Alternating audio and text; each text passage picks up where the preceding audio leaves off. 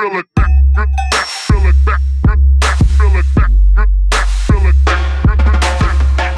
in Rotterdam, which is like an hour away from Amsterdam. Okay. Is that where you grew up?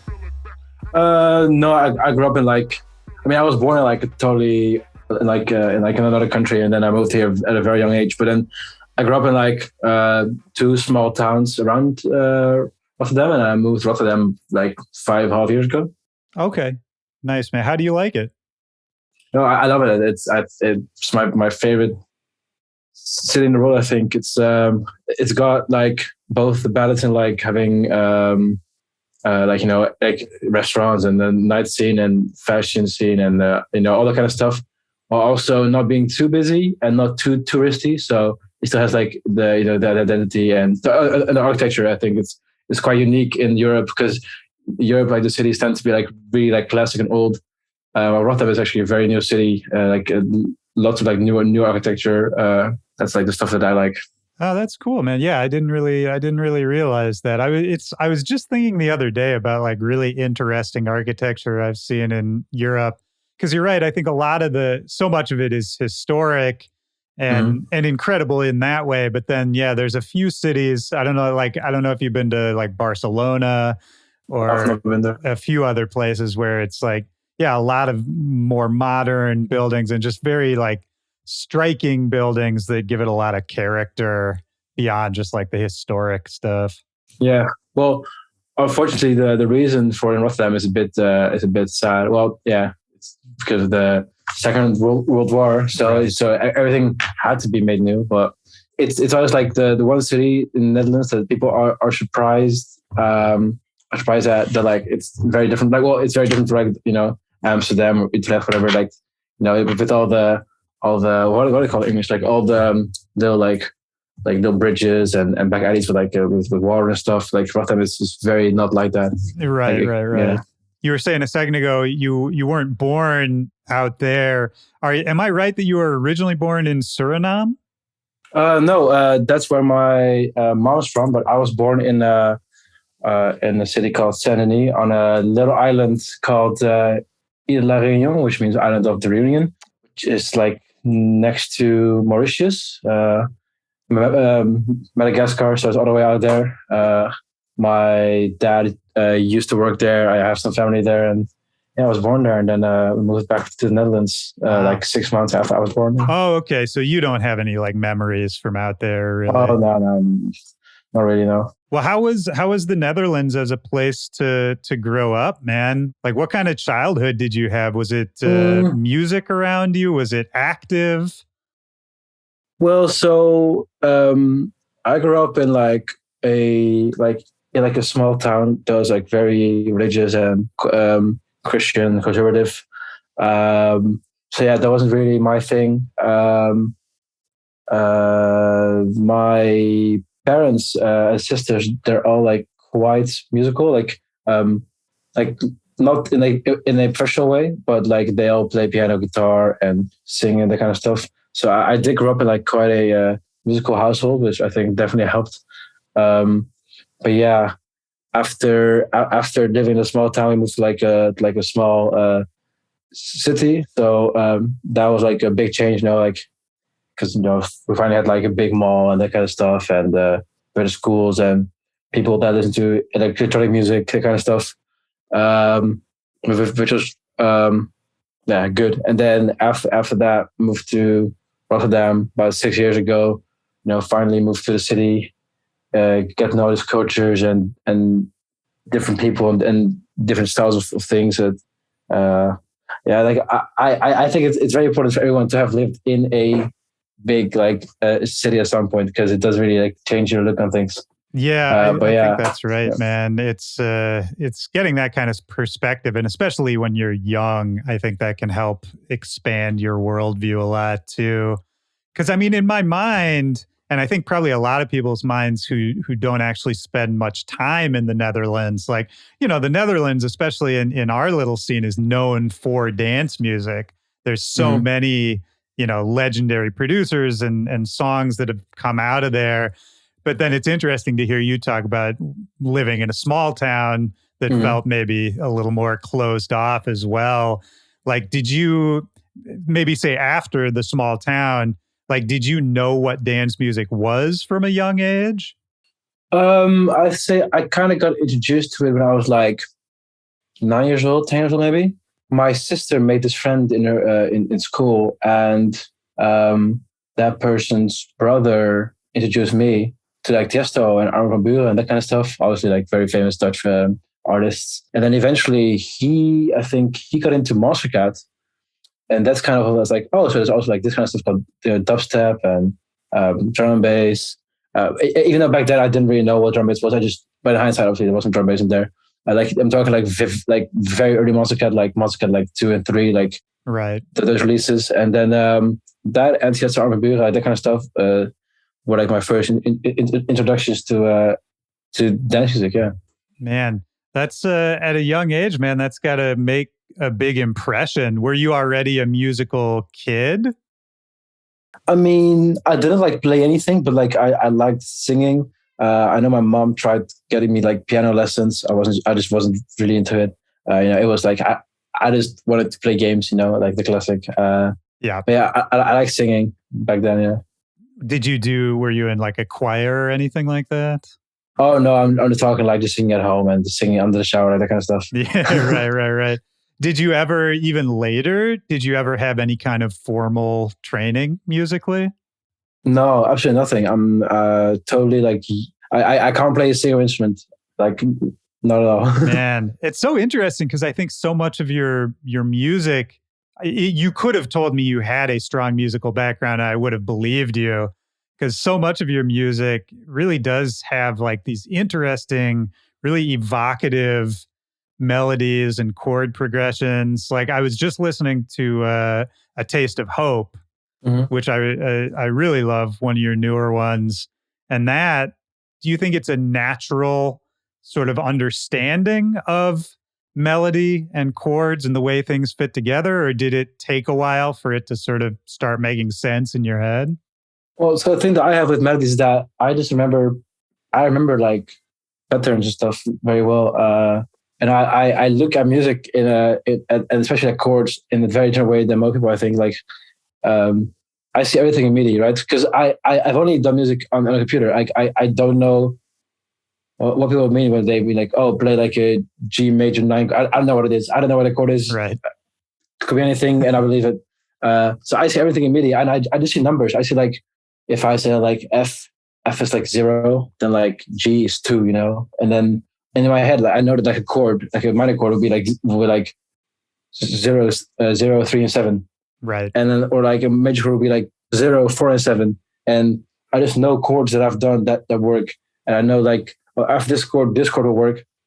So maybe if I change that out in this chord, that also works, but then it gets like a different emotion. And it's just like I just remember things that I've done and have worked. I remember like I mean, of course, I do know like some stuff, of course, from Right. just doing music, but it's mainly just remembering like patterns and numbers for me. That's Yeah. really interesting, man. Because was that something you just sort of figured out on your own after a while? Well, it's like how I found it easiest to remember like anything to do with like notes, because of course, like I've tried like watching videos about music theory and like like just like using sites that use they have like all the notes in keys and in skills on there and stuff, and I just found their way of explaining it or remembering it very hard, so I just did it my own way and just Yeah, I mean, it makes sense, man. And I think, especially for electronic music, it's interesting because everybody, I don't know, once you start collaborating with people and seeing how other people work, you find out that sort of everybody has their own little quirks and no one does it quite the same way. Can you remember any of those moments, maybe some early collaborations you had where you realized that the way you were doing it was maybe a little different from the way a lot of people were doing it? well, I remember like the first time that I worked with someone that actually knew a music theory. It was very hard to talk about melodies Yeah.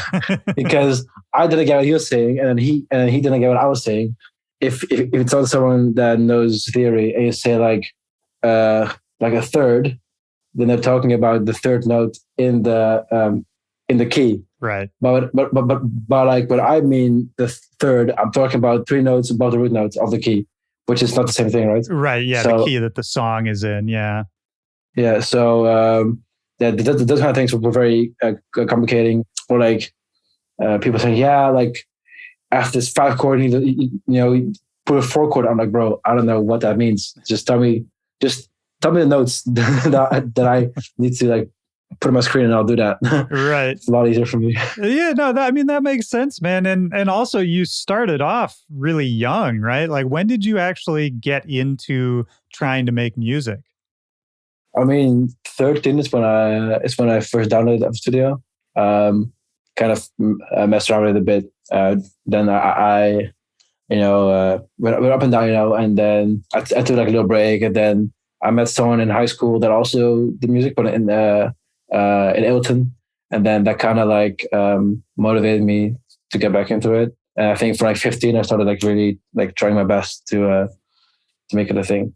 It must have taken off fairly quickly, right? Because by the time you were, what, 16 or 17, you were already talking to Noisia and signing records and that kind of thing? Yeah, I think I released on Invisible, which is Noisia's old label for like minimal and dark stuff, when I was 16. I'm not sure it was 16 or 17 actually. But yeah, and the same with critical music. Yeah, I happened really young. I don't know. Like, I must say, I got a big luck. Well, I got lucky that my music, this artist called Frequency, who lives in Groningen, same city as Noisia, discovered my music, and he just offered to send Noisia a tune of mine if I wanted to. So I asked him to send a track. Then Thijs liked it, and he messaged me on SoundCloud actually. Like, no one uses SoundCloud DMs, but he did. Yeah, I was going to say nobody has ever gotten like a useful SoundCloud DM. Yeah, and then I sent him a demo that I had made that week, and then it got signed. Yeah, that was crazy to me. That was crazy. It's really crazy, man. And if you kind of got back into making music on the computer, like around age 15, maybe, were you just spending all your time on it? Because to get to a level where you're making music that's ready to be released by, some of the best technical producers around, I don't know, that's a really quick learning curve. I think a lot of people take a lot longer to kind of get fluent in the software. Yeah, no, I really just spent like all my time in my DAW. And I also like in school, in my breaks, I would watch like tutorials, on the school computers, and I would like watch tutorials like before bed, and just always watch tutorials. It's like, okay, I want to know how this works, I want to know how that works. And yes, I didn't really have a social life. My grades were actually surprisingly good, except for 1 year, which was actually the year where I turned. Well, I was 15. Yes, yeah, it was that year that actually went wrong, because that was when I was really like going hard. And I actually failed that year. Oh man, which was actually fine. Which is fine because I was actually 2 years ahead. Because I skipped some grades. Wow. Now instead of being 2 years ahead, I was 1 year ahead, so that was fine. And afterwards, I totally smashed high school anyway. But yeah, that 1 year. Well, so that was the thing that kind of made my parents a bit upset. And then they're like, well, this year now you have to make sure digital fill stuff. Of course, I still was making music on the entire year through. I had to, it was my one passion, a hobby. Yeah, so I always wonder about people who start really young and see some success young and get that focused at that age. Do you, looking back at it now, if you say you didn't have much of a social life, that kind of thing, is there anything about sort of the stereotypical teenage years that you think you missed out on, or just ways that, your childhood was different from maybe the norm? I mean, not at all, because I think being a teenager is the worst. I think it's probably the worst time of your life is being a teenager. I'm not going to lie. You have no money, you have no time. And it's just, I don't know. I think being a teenager is actually the worst. And also teenagers are actually dickheads. Like kids are actually the worst people in the world. And I will stand by this. You're not wrong. Cause you get bullied for like the most random shit, right? And then you get like picked up for ridiculous stuff. And all that stuff after I graduated from high school were things that I was appreciated for. Like, it doesn't make any sense to me. I actually hate being a teenager and that kind of stuff. So no, I don't think I missed anything. Yeah. Teenagers all suck. They're all stupid and broke, annoying. I love that take. And I will absolutely fight any high schooler. Like to this day, I will fight a high schooler. That's so funny. I mean, it's true, right? And it's funny too, because even that like random bullying that you're talking about, all of that, even that, the people doing it don't even know why they're doing it, right? Like it's all just, people's own insecurities that they don't know how to deal with yet. Everybody's immature. You're kind of right, man. Maybe that's a good attitude. It's like, nah, keeping your head down and doing your work then is maybe the best thing you can do. Yeah, no, I agree. Because like, look where being different and got me, and like all the people that were being dicks to me, I don't know, they're just doing some boring ass shit. So fuck them. Yeah, 100%, man. I agree. And so, yeah, we were talking that, it got started a little early for you, signing records by the time you're 16, 17. Did you start DJing around that time too? Yeah, I played a couple of shows before I was 17. Not very well. I mean, I played like good shows, but I just sucked as a DJ. Sure. Because I had never been to a club. My first time entering a club was when I was a headliner. Oh, wow. Yeah, no, I played this first gig in a city called Breda for these two guys that I actually still kind of work with. It's kind of funny. One of them now writes for UKF or used to write for UKF. I'm not sure if he still does. And the other one still does events to this date. One in Amsterdam and one is still in Breda. And so yeah, it's really cool to still honestly like I guess like work with these guys. But yeah, so that was my first show, and I played it on a motherfucking DJ controller because I was too scared to play on CDJs. Right. And my second show was actually in Amsterdam in a venue called Melkweg. It's a very known venue. Yeah. That's a big club. Yeah, it is very big. And I was opening, and I absolutely I clanged it. But luckily, I was opening right, so it didn't really matter. But I was like clanging left and right. And I was wondering, it's like, how come at home I can DJ and in the club I can't? And then I realized that the issue was that I didn't have the right headphones. Like I was just using like my cheapest headphones. But right, as soon as I got like proper ear protection and the headphones, suddenly I could mix because suddenly I could hear because the clubs you just weren't hearing clearly enough. Yeah, because the thing is that I think that the people that don't DJ realize that like you can't hear shit like in the booth like most of the time. It's just a mess. Yeah. And that's what makes DJing life hard. It's not actually the DJ. It's like the fact that you can't hear shit unless yeah. I mean, it's funny, man, because even you're still young, but I'm sure there's like another generation even under you now, and so much is like everything is just synced now. So, I think there's some people who, don't even understand the concept of bringing headphones into the booth anymore, It's just like, I got my cue points set in Record Box. It's all synced.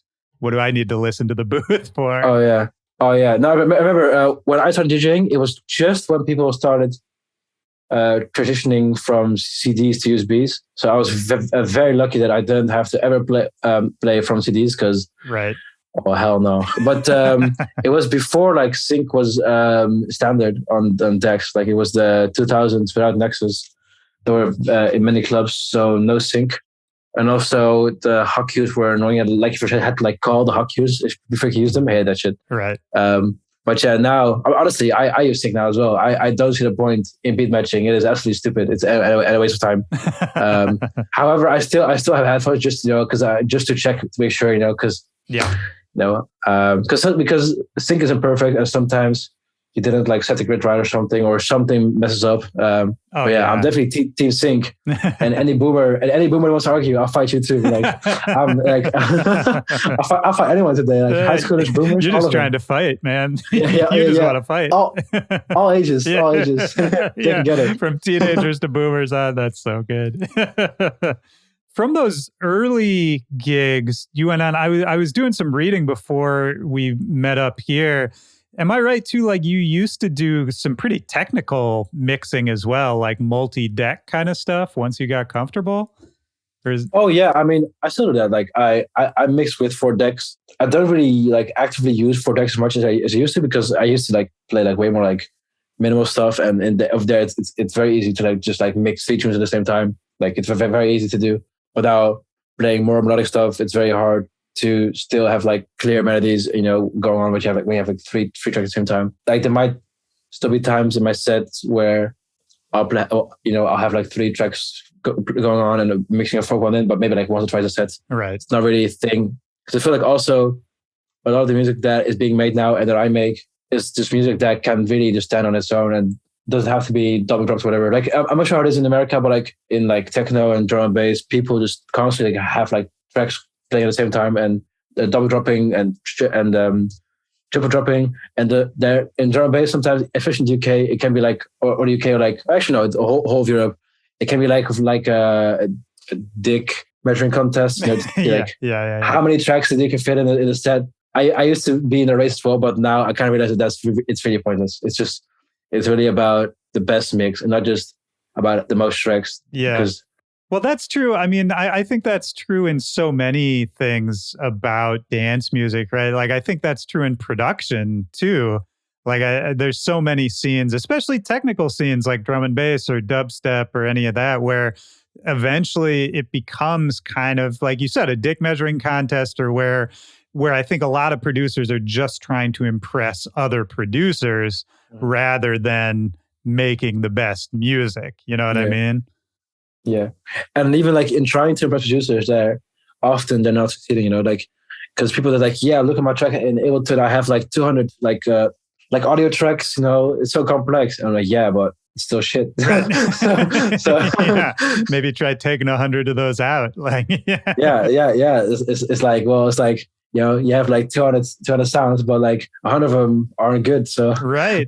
Oh yeah, and I mean, you look back at like the roots of all this music, man. I mean, the people who created electronic music, like the roots of it, there wasn't a DAW. Like it was being made on machines that could have like 8 tracks or 16 tracks at a time.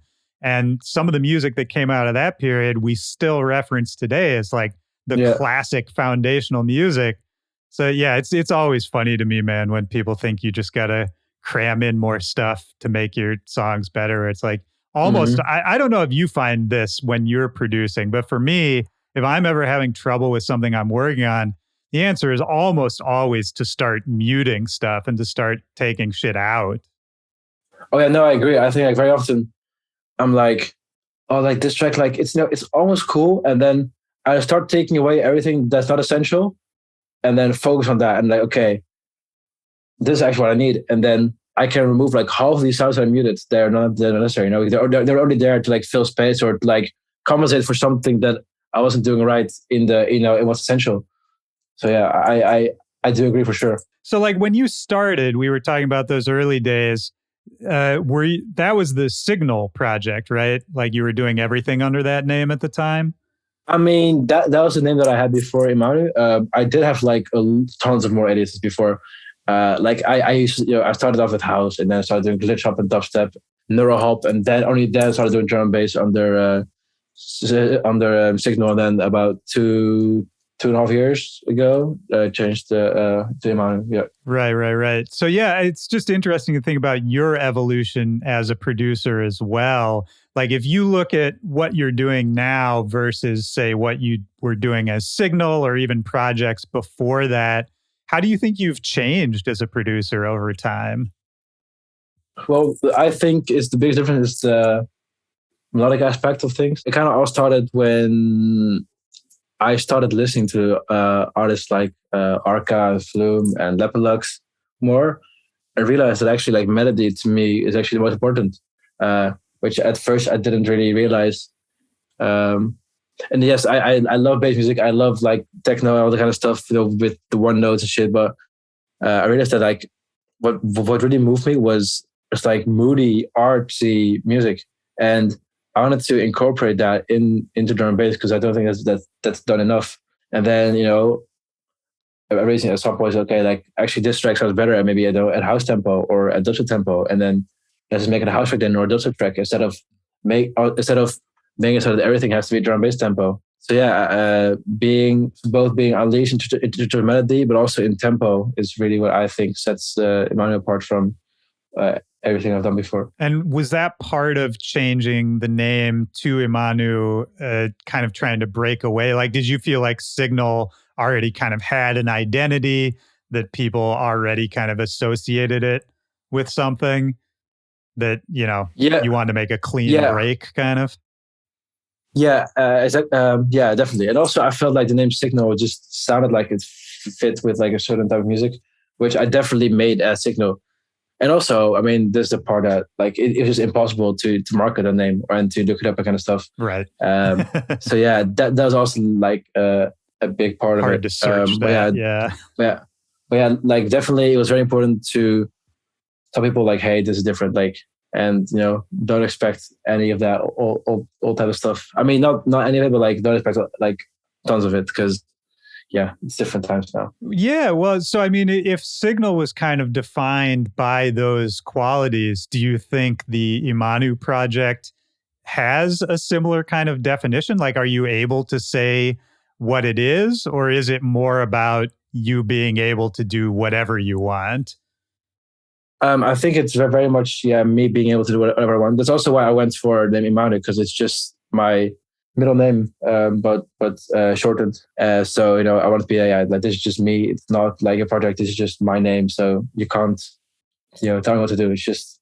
But also, I think the one thing that I would associate IMANU with is the kinds of melodies that I do. I guess I think those kind of like set me apart from the rest. Yeah, I would agree, man. I think it's interesting. I was trying to think about what sets you apart and what sets the project apart. And I mean, I think it's the melodies, but I think it's also that kind of highly technical ability that we were talking about, but applied to different genres. Because I think we're so used to hearing highly technical drum and bass or highly technical dubstep, but maybe less used to hearing, really highly technical house music made from like that background, but kind of in a different context. I feel like that sets it apart too. Yeah.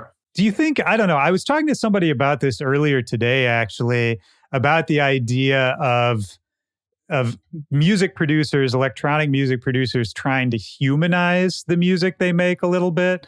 Like I was talking to this guy about how it's kind of funny that we spend all this time learning, all these technical aspects of these programs and these synths, but then a lot of the times what we end up doing is sort of trying to mess them up a little bit, whether that's like moving percussion off of the grid or, trying to get kind of like a dirty analog quality to things.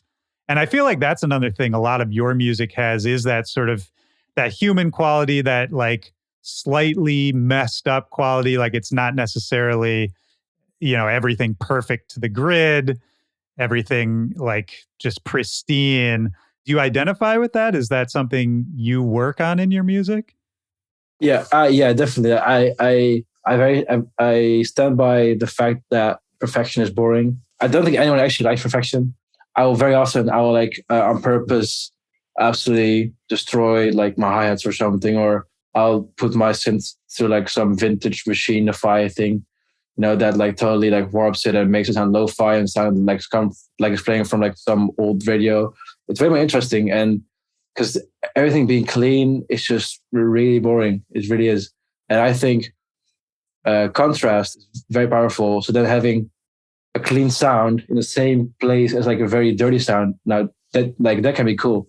Or like mixing like like real grooves by like offsetting drum hits and stuff, and then placing that in like an electronic track. I think like that's also like way cooler than having everything on the beat and clean and sharp and that kind of stuff.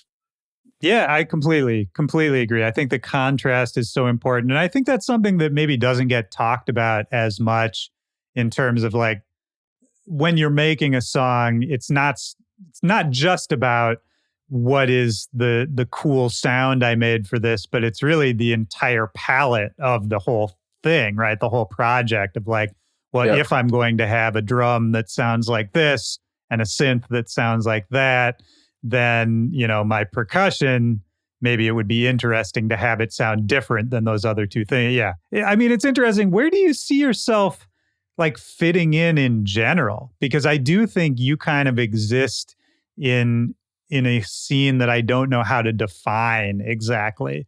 Like, I think there is a group of producers who are all making music with a similar mindset. Some of the people you collaborate with a lot, some of the people in Noisia's circle, certainly, that all seem to have like a similar perspective on the music they want to make, but the music doesn't all sound the same. Like, do you see yourself as a part of any scene or sound?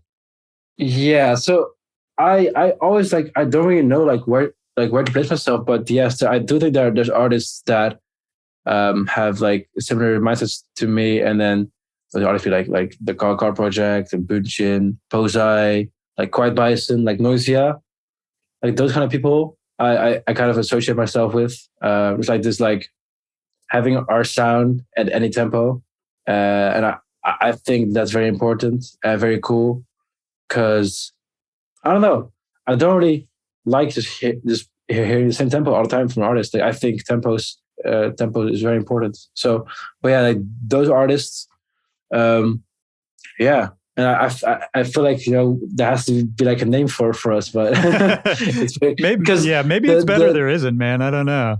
Yeah, it's just like the one question that I always get asked is like, "Yo, like, what do you call your music?" And I'm just like, I don't know.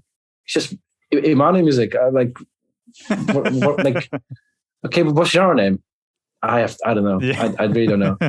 Like, I remember a while ago, I had this interview with like DJ Mag, together with the Car Project, and the guy was like, "Yo, you have to come up with like a name for yours, for you guys' music right now, right? Okay, well, let's call it Future Breaks, but it's some stupid name, right? But whatever." Well, it's so funny, man, because there's only so many descriptive words, and then there's only so many like genre words. So it's just like, sure, like Future Breaks, or like heavy, treble. It's like there's only so many combinations you could make. Exactly. Yeah. Is it weird for you now? This just occurred to me. Is it weird to kind of come up with Noisia and have them be such a big part of your early career, and then at this point in their career to have them kind of ending the Noisia chapter? Yeah, it is very weird. Like, I mean, when I like first started making music, okay, so Noisia are my like absolute number one inspiration and idols.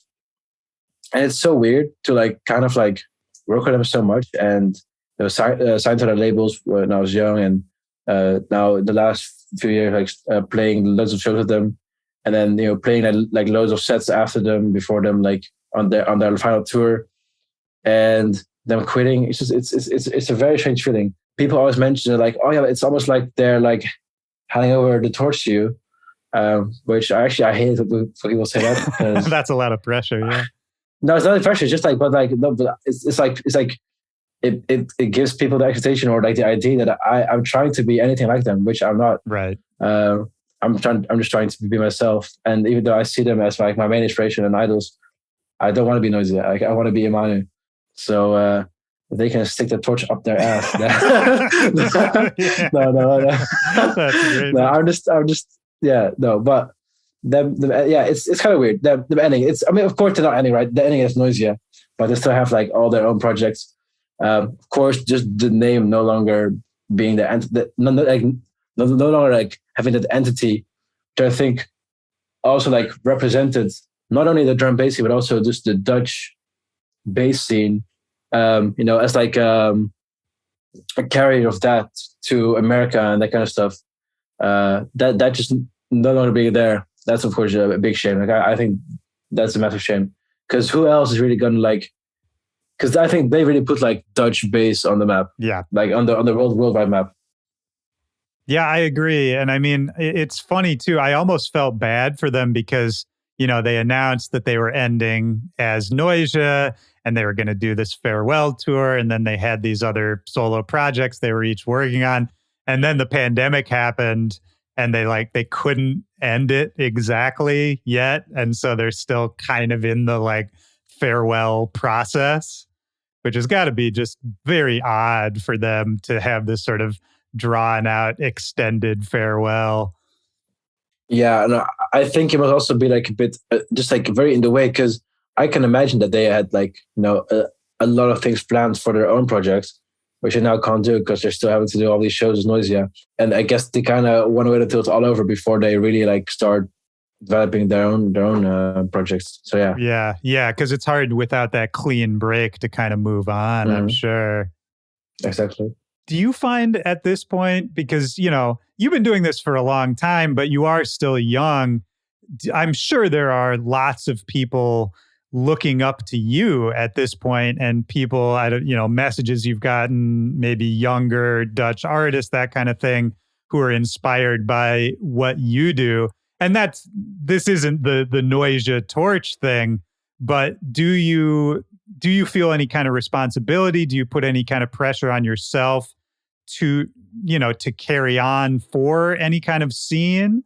Are you trying to teach, to impart things as you go? I guess in that way, I would like to be in a place where I will kind of like carry on the Dutch bass torch. Obviously, I'm nowhere near as big or relevant as them, right? But that's something that I would like to do. Like, I think the Netherlands has a very cool music scene, but there's just not many like very, very big like bass producers. Like it's a lot of like house and techno, very big house and techno. The house that Tiesto built. Yeah, house. I mean, like bass musicians. Yeah, I mean the scene is big. Like there's loads of listeners and local DJs, and there's loads of events and very good events, very good venues. But there's not as many artists. Like, and that's a shame. And it's also like look, I always have like a bias towards Dutch artists. Like I always kind of want to support them a bit more than other artists. I just want the Netherlands and or like Dutch artists to be well represented and well respected and that kind of stuff. Especially as we are like such a small country. Yeah. Well, that's interesting. I never really thought about that, but you're totally right. That I think the Netherlands is so respected in dance music, but it is mostly for house and techno, and not so much known for bass music internationally, which is really interesting. This is maybe a dumb question, but does it feel like a very small scene as far as bass music goes there? Like, does it feel like kind of a little brother situation to the bigger house and techno scene? No, I don't think so. Like we have like very big events in the Netherlands. Like in Rotterdam, there's a drum bass event called Kortikov. They pull in like 5K people easy in a club, like just which is very sick. It's and we have an event in the south called Nox, and they also put in like 2K, 3K people in club nights, and also festivals where they put in more. Of course, we have in Groningen, where Noisia from, there's Noisia Invites that pulls like 1 to 2K. So like at least like for the Netherlands, like that's good numbers. I know in America have all these stuff like 10,000 people and that kind of stuff. I mean, sorry guys, but our country has about like 20 times like less inhabitants. Yeah. So yeah. Have you been to the States yet?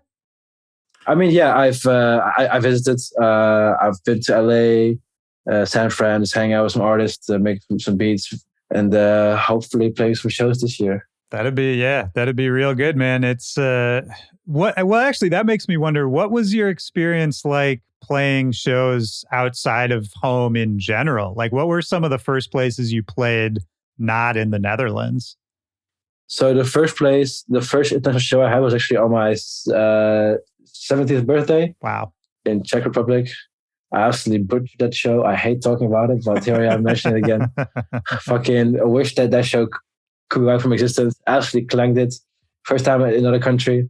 Well, on my own. I was on my own, by the way. So that, I guess, made it scary. Yeah, for sure. Being being in a hotel. Yeah, this is just so the stuff that I had never done before. Like that was my first time ever being in a hotel. Like, yeah, and by yourself, and it's weird because especially I think for promoters and people who put on these events and whatever, you're just another artist who's coming that weekend. They're going to have another one the next day, and so yeah, for a young kid, I would imagine it's probably not a lot of like care and attention given to the fact that this is your first time doing it.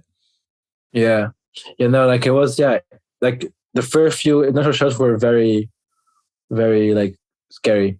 But after a bit, I got used to it. Like, especially because like the flights in Europe are not very long. They're usually like 1 to 3 hours. Yeah. Any more than that, and you're ending, and you're either like in Israel or something, or you're like all the way like maybe like almost Africa, you know. So the flights were short, which really helped. I feel like if I had to like fly like, let's say like from LA to like New York and that kind of stuff, like flying like 5-6 hours in the States, then I'm not sure if I would have coped as well. So that, yeah, I guess that was nice that like everything is kind of like nearby here. Yeah, for sure. Did you come to enjoy the touring side of it? What's the most fun part of what you do right now? I love being in other countries. I hate traveling. Yeah. I don't think anyone likes traveling though, but everyone just likes being in other places. I just love like trying traditional food, like seeing like the local architecture. I think like that's like such a privilege that I get to basically do that for free, right? And then I get to play in front of like a crowd that wants to hear my music, and I get paid for it. Like, Yeah. it's actually like it's a very like privileged job, I think, for sure. I love everything about it except for traveling. Yeah. I hate traveling. I hate layovers, all that kind of stuff. But and I hate like when you have like early flights. Oh, after a gig, that's the worst. But Yeah, no sleep. But yeah, the best thing is the best thing is definitely just like being able to do all this. It's like being able to see the world, and then being able to like showcase your artistry to like thousands of people. Yeah, and get paid for it. That's crazy. Love it. Yeah. Yeah, man. I mean, no, you're right that I think anyone doing this at any level, you got to start from that place of gratitude of just being like, the fact that I can do this at all is kind of amazing.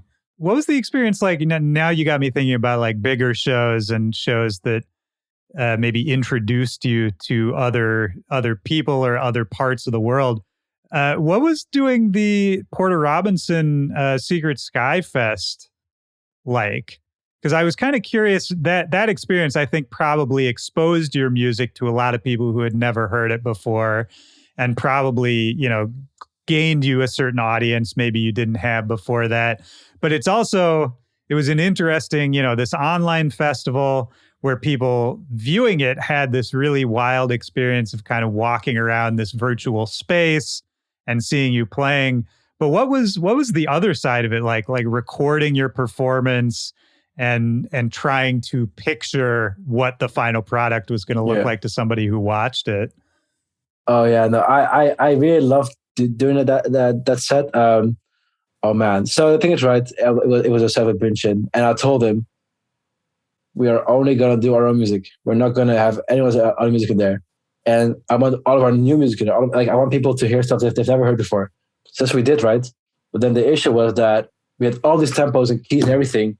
So basically, we spent so much time like actually making new music and writing like new parts in the tracks and making edits just so that everything could flow together. There's I think like 4 or 5, no, actually like more like 6 tracks in the mix that are just made literally so that other stuff can like play in front of it and after it, Yeah, you made your own like, transition tracks. Yeah, because like we only have like 45 minutes and you want to play all these tunes. So unless we're going to do like some crazy, like really long transitions, we just have to make something new. Yeah, we have to like write these key changes and arrangements and tempo switches just so we can mix it all together. It was really fun though. And that's actually the way that I think sets are like, I think that's like the most like, I guess like artsy way of doing a set is just like writing around the set or like, however, then the one issue is that, right, is that then you don't have any leeway, like you can't change anything live anymore. So I guess then you're just like really just like playing the same thing every time, which is I guess a bit boring, or maybe not boring, but maybe the crowd is into it and they're like fucked because then you're like, oh shit, like well that's what I had. Right. But yeah, doing that was really really really really fun, and very thankful to Porter for allowing us to do that show, because definitely like gave me like a big like boost in like American audience. Yeah, man. How much were you told about what the final festival was going to look like? Like when you were recording yourselves performing, did you know kind of how that recording was going to be presented? I mean, I didn't know about that, about the whole like VR game thing. I think I did watch the Secret Sky the year before because Friday was the second one. Right. And I don't think they had that thing, that game the first time. I don't think so. I think the first time was just a stream with chat. I'm not sure when we were told that the whole VR thing was going to happen. Really sick, and I can't thank him enough. Yeah, absolutely. But have you talked to him? Do you know even like how he knew of your music? Yeah, he actually. Oh my, that's funny. So he sent me an email. That's the first time, and I was like, "There's no way this is real, right?" Like, email Paul Robinson. What the fuck is this? And then actually the email started off like, "Hey, I'm pretty sure that I guess this looks really fake, but like I found your music on SoundCloud." Oh wow, another SoundCloud one, man. That's crazy. Yeah. He said, "Yeah, I found your music on SoundCloud, and I really like this one track. Do you think I could have a copy of it? Also, I followed you on Twitter, so I know it's real." So I was like, "Huh?" Then I go on Twitter, and it's like, "You're not followed by Paul Robinson." I was like, "What the fuck?" So he found me on SoundCloud. I sent him some tunes. I sent him some tunes from Bunchen as well. I think a bit later because I think he was asking for like people that sounded like they were like that were like in the same like that vibe. Yeah, and then he knew both of us, and he played our tunes, and then he asked us to do the set. Great. So yeah, amazing. I love SoundCloud, baby. Yeah, man, SoundCloud all day. I mean, that's something I feel like that's very different from when you started. Is the SoundCloud scene is so different now, and I think so much harder for somebody to make a name off of there. I mean, I was thinking about sort of your trajectory starting from SoundCloud now, and then thinking about how do people do it these days? Because there's still new artists breaking through every day, but I don't know. How do you find new music at this point? I mean, I still love SoundCloud. I think actually SoundCloud is like way more fun to use than Spotify. I agree. It's more interactive. There's absolute freedom in what you can upload. I can make a tune right now, put it on SoundCloud right now, and it's there. Of course, right, the audio quality is worse, which is of course a shame. But the whole like SoundCloud era, like the peak of it, like I'm talking like 2014, like 2017, 18, that was like I think the most fun time of like finding music because people were like so hyped about like just like people would like post clips like it's like I made this today. It's like this 1 minute clip, and people would go nuts over it, share it, and they would get like 500,000 plays on a 1 minute clip. Like what that never happens anymore. Yeah. And like people just blowing up on SoundCloud, like those type like artists like Oshi and K Tornada, like artists that now get like millions of views, right? Working with all these big artists, and they all just came up by posting beats on SoundCloud. Yeah. And and being on like stuff like EDM.com and stuff.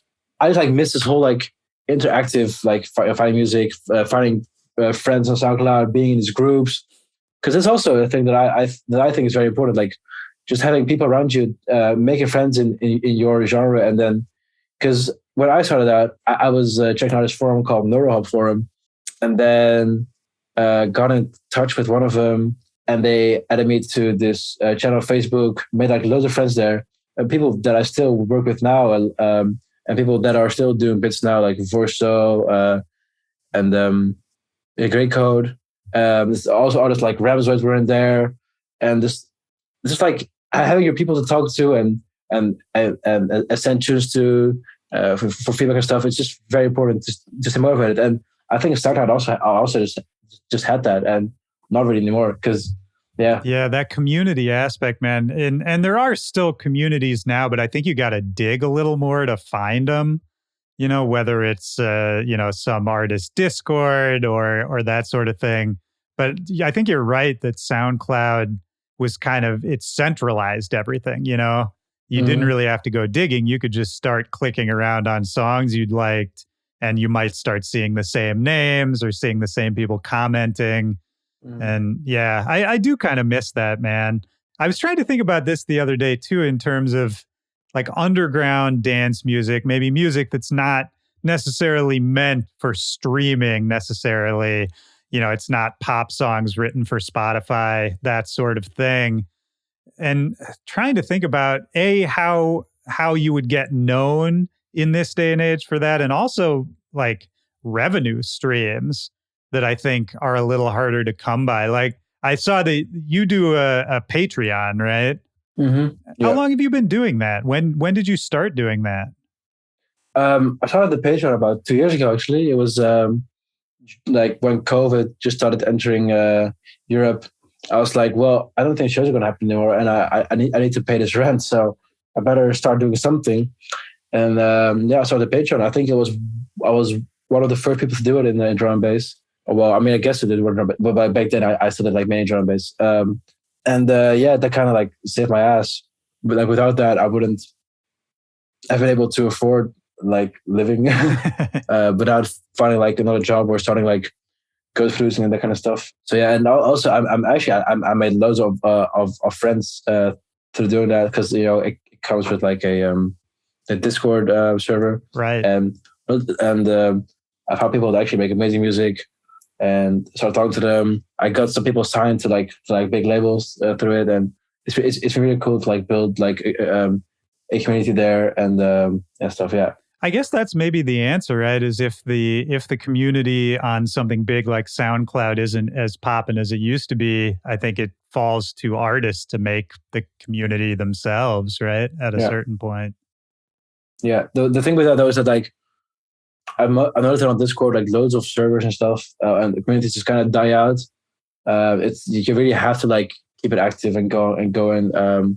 Yeah, and that does take a lot of time. Like you have to be active all the time. And but yeah, for that reason, my community and my server is still like super active after 2 years, and people still talk to each other and constantly like giving out the feedback and going off on voice calls and on big calls in the server on their own accord and stuff. That's really cool, and yeah, it's all been worth it. That's great, man. Yeah, and maybe that's also a way to start, you know, carrying that torch, I guess is the metaphor we keep going back to. But, you know, that's people being able to ask you questions about production directly, or to see a tutorial you make or use a sample you made, any of that.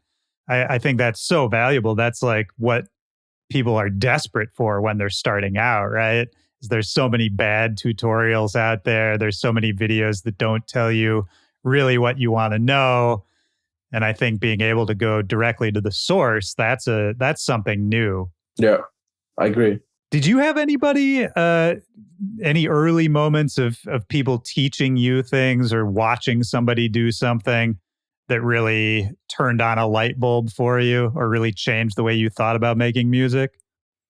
Yeah, so I always mention this guy, Seamless R. I used to always watch his tutorials, especially on sound design, but also on basics on YouTube. Yeah, it's been many him, like, and of course there are original guys here and there, but it was always Seamless that I kept going back to, especially because back then, like all the good tutorials were always for Ableton, and like for also yeah, you know, you had all these like stupid like trap beats tutorials or like hip hop beats. They're like, nah, I don't know this. I want to know like how to make tunes like Noisia and Skrillex and that kind of stuff. Yeah. So Seamless was really the like back then the number one for that. I don't know who's big now. I haven't really watched any tutorials in a few years, but Seamless are the real G. Yeah. I have a sample pack from him that's amazing too. He definitely, I don't know anything about him, but yeah, everything I've heard from him has been awesome. It's one of those, there's always those kind of unsung heroes too, who are maybe not the most known artists, but contribute all these resources. It's interesting to think about those people too, and all the different paths you can take. I mean, I guess for you, like, that makes me wonder about the future of the IMANU project. Like, what are you working on right now? What are you really excited about? What are some of your goals for the project coming up? Yeah, no, I've got some really some new stuff dropping. Just released a single with Kushka on Deadbeats, and I'm releasing some stuff with Josh Pan and Fam soon. Yeah, very stoked for that. It's kind of going more into that melodic style, not so much heavy. It's just the stuff that I've been working on, since COVID. Just stuff that isn't really made for the dance floor, because obviously there were like any clubs open right or anything. So I wasn't really in that mindset to like make the hard dance music. So I've been making more like chill stuff. Yeah, and I'm stoked to see what people will think of it. Yeah, I'm stoked to hear it, man. Absolutely. Do you see yourself heading more in that direction in the future as far as the melodic stuff goes? Or do you see it more as kind of like this is the phase and the mindset you're in right now, and later it could turn into anything else? I don't know yet, because thing is, I'm still like kind of making the vibe. Europe just kind of like started reopening. It's still for clubs, so maybe playing these shows will maybe want to make other stuff again. But I don't know. I'm really just liking this like just like these tunes that are just nice to listen to and pretty, and still with cool sound design. But I'm sure that in a few months I'll come out with like some stupid banger or something. So Well, both are good, man. I like the pretty melodic ones. I like the stupid bangers. I mean, some of you, I like a lot of your tunes, but some of my favorites of yours are the almost the super stripped down ones. Like I don't know. I was listening to the tune you made with Must Die the other day. Oh yeah, which is very stripped down, very much a in your face kind of banger tune. Yeah. I love that, man. Yeah. Thank you. That was like a funny one, because just this stupid rave into acid techno tune, but then like done in a way that techno people wouldn't like it, and then also people who play dubstep wouldn't like it, which I that's a really good one. I mean, I like being in between. Shit, like I don't know what it's called in English, but yeah, I like being a bit like outside the curve, I guess. Yeah, going against the expectations. Yeah.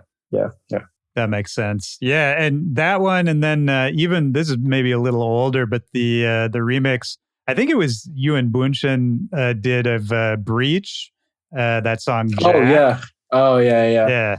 Oh man, yeah. No, we have this thing where we will often just like take some random tune and make it fast and make it for on the floor, and then just play it out until people will just beg us to release and then put it out for free or on Patreon or something. But yeah, no, it's just like a lot of like like the cheeky middle stuff like that, and we did like a similar bootleg of like Losing It by Fisher and Battle of the Dance by Dinner Fastest Critics. Oh yeah. So like we do like all these like funny like fast for bootlegs of stuff just for sets, and maybe like once in a while we'll give away for free on SoundCloud. Well, I like that you still do that too, man, because I think the fun of it and just the kind of like fuck it attitude, I think that can exist right next to the serious, melodic, deep kind of intentions. Like I think the project is better if it has both of those things in it. Yeah, for sure. In all of this, like, what does it look like for you when you sit down to write a song?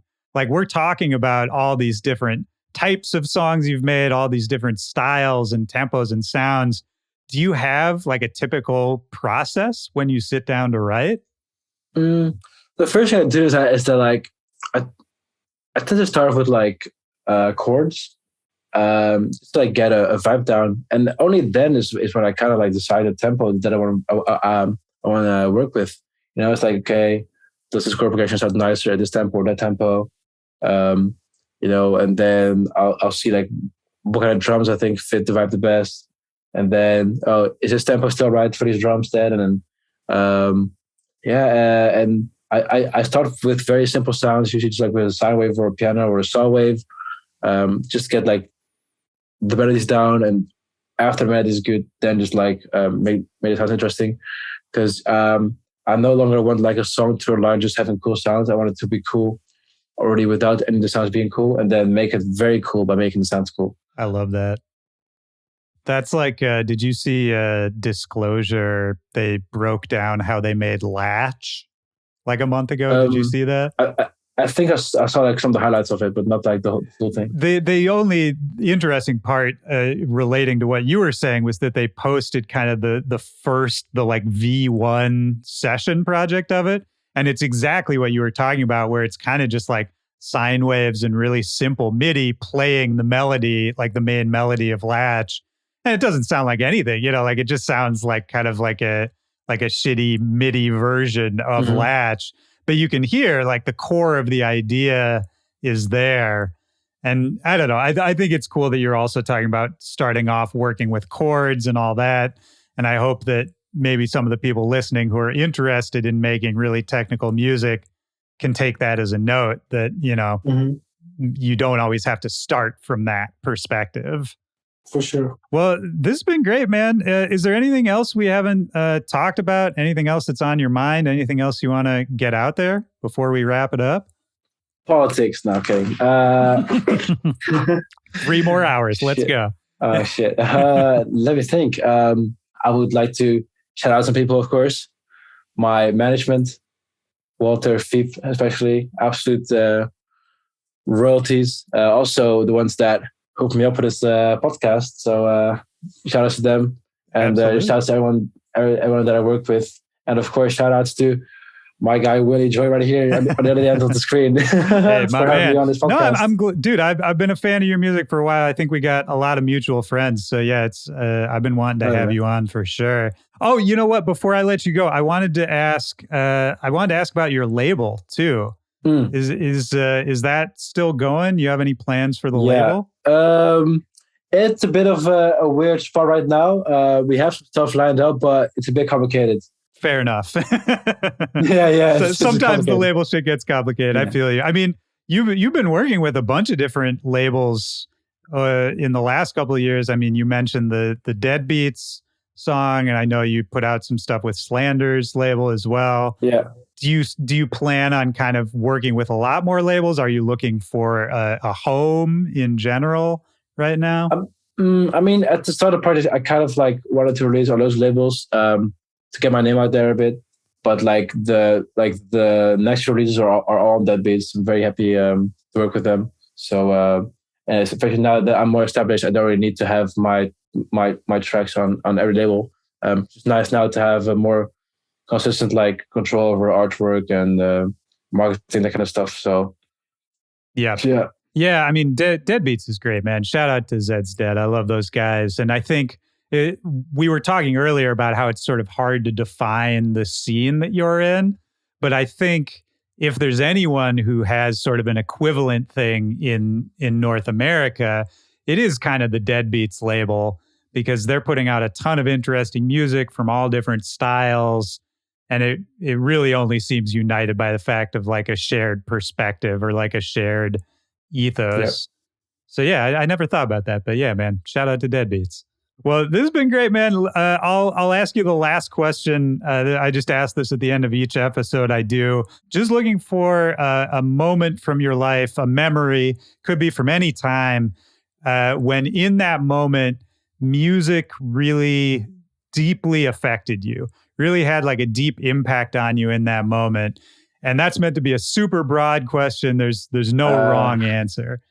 Okay, so like my music or like anyone's Anyone, music? It could be anything. Oh man, I guess it's a bit critical, but the first time, I remember the first time that I was like heartbroken. Oh yeah, that's a big one.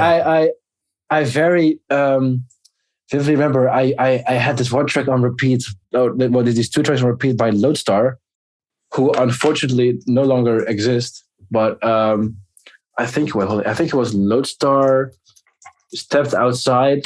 Okay. And like another track by them.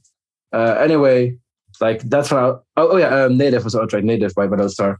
And I remember, those tracks were like, oh my God, like I think that would be the last time that I cried. Yeah. It's like those tracks really were hitting back then. I was like, that shit, like this shit is powerful. Man, yeah. Well, and that to me ties back into what you've been talking about this whole time about melody and the importance of sort of starting with the chords and the feeling of the song before you even get into any of the rest of it. Because when it all adds up and when someone's in the right place or somebody's going through something, I mean, that's when music can really break through, right? And like Hmm. change the way you feel or emphasize the way you feel or even just make you feel seen in general, right?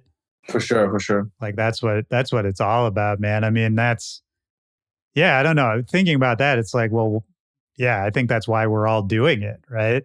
Is because music has had that kind of effect on us at some point in our Hmm. lives. And here's what I'll ask you before, and then I'll let you get out of here. It's like for you writing a song, what is the motivation? Like what keeps you doing what you do, and like what keeps you excited to keep writing music and to keep progressing and pushing the envelope and all of that? I guess it's just wanting to create and express myself. I recently just realized that I just really like creating, and not just music, but also like when it comes to like other arts, like fashion, or like food, which I think food is also an art. Yeah. I just want to create and show a part of me. I think, yeah, I think that like those two are the main reasons. Perfect, man. Yeah, I think that's a really nice place to end it, man. Thank you Oh for yeah, taking the time to do this, man. This was fun. no worries at all, and thank you for having me on. Yeah, absolutely, man. Come back anytime, and hopefully when you make your way over to the States, man, we can run into each other somewhere out there. Hell yeah! Awesome, man. All right, Yeah, man. Have a good rest of your night. you Peace. too. Bye bye.